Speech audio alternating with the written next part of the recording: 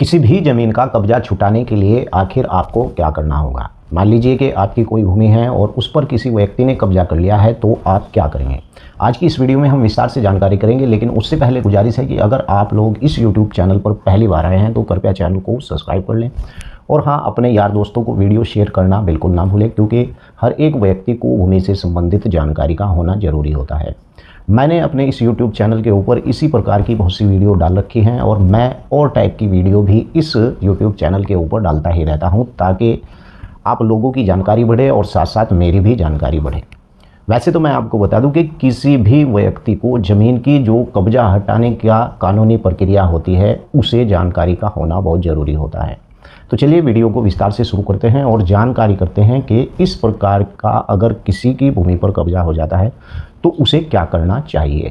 किसी भी व्यक्ति को यानी कि ज़मीन से कब्जा हटाने के लिए कानूनी प्रक्रिया का पालन करना बहुत ही ज़रूरी होता है। यह एक जटिल मामला भी हो सकता है, इसलिए कोई भी कानूनी सलाह नहीं दे सकता। हालांकि आपको बता दूं कि कुछ सामान्य जानकारी ऐसी होती हैं जो आपके लिए मददगार हो सकती हैं। अगर कोई व्यक्ति अपनी ज़मीन पर अवैध कब्जा यानी उसकी अपनी भूमि है और आपकी है, या फिर आपकी अपनी भूमि है और उस ज़मीन पर अवैध रूप से कब्जा कर रहा है, तो इन कारणों से आपको जो कारण होते हैं या फिर जो मैं जानकारी दे रहा हूं, उसके आधार पर आपको चलना चाहिए।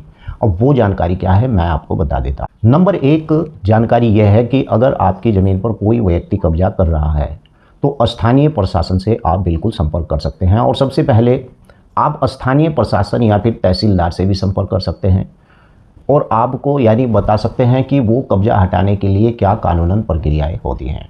नंबर 2 कानूनी सलाह भी आप ले सकते हैं किसी ऐसे जानकार से जो कानून की जानकारी रखता हो। ऐसे व्यक्ति से भी आप सलाह ले सकते हैं। एक वकील से संपर्क करें जो कि ज़मीन के कानून के मामले में माहिर हो।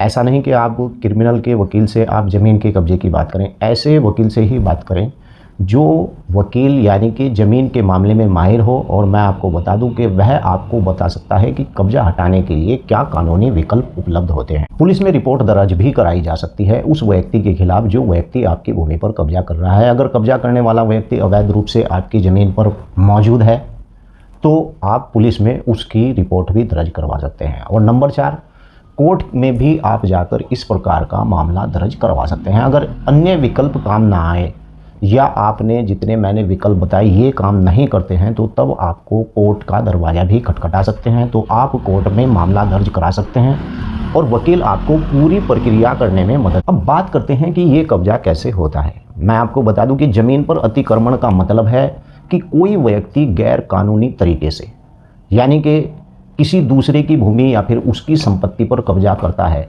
या फिर उसे हड़पने की कोशिश करता है, तो आमतौर पर व्यक्ति ज़मीन पर अतिक्रमण करने के लिए ज़मीन पर यानी कि अस्थायी निर्माण कर लेता है। ज़मीन पर अतिक्रमण का मामला वैसे आपको बता दूं कि भारत के अंदर बहुत ज़्यादा यानी कि अपराध माना गया है और भारतीय दंड संहिता IPC यानी 441 ज़मीन व संपत्ति पर यानी कि अतिक्रमण से जुड़े मामलों पर लागू होती है।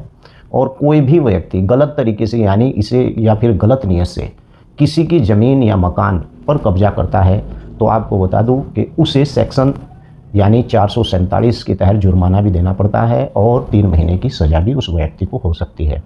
यानी कि इस प्रकार से अगर आपकी भूमि या मकान या ज़मीन पर कोई व्यक्ति कब्जा करता है, तो मैंने इस वीडियो में बताया कि इस प्रकार से आपको सबसे पहले कार्रवाई करनी चाहिए। और अगर आपकी कोई बात समझ में नहीं आती है तो वीडियो के नीचे लिख दे, मैं उस पर भी वीडियो बना लूँगा। अक्सर अगर गाँव के अंदर देखा जाता है कि इस प्रकार के मामले ज़्यादा होते हैं और इस प्रकार के मामले अब अगर देखा जाए तो शहरों के अंदर भी काफ़ी ज़्यादा होते हैं।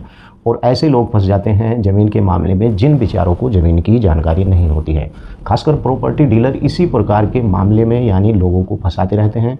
और अक्सर कर मामले जब भी ज़मीन के प्लॉटिंग को लेकर या फिर ज़मीन खरीदने को लेकर बिगड़ते हैं, तो उनमें सबसे ज़्यादा यानी मामला बिगाड़ने का काम बीच के दलाल का ही होता है, क्योंकि दलाल अपने कमीशन के चक्कर में वो लोगों को सही जानकारी नहीं देता है। और यही कारण होता है कि आपकी ज़मीन पर या फिर आपने जिस ज़मीन को ख़रीदी है उस पर किसी और का कब्जा है, वो भूमि आपको दिलवा दी है। पहले मैंने वीडियो में बताया कि अगर आपकी निजी भूमि है, आपका कब्जा आपके सामने कर रहा है, तो उसका इस तरीके से इलाज होना चाहिए। अगर आप कोई ज़मीन ले रहे हैं तो आप दलाल के माध्यम से अगर इस प्रकार का कोई मकान या फिर ज़मीन लेते हैं तो उसमें आपको इन बातों का ध्यान रखना चाहिए कि आप उस ज़मीन या फिर मकान की सही तरीके से जांच कर लें।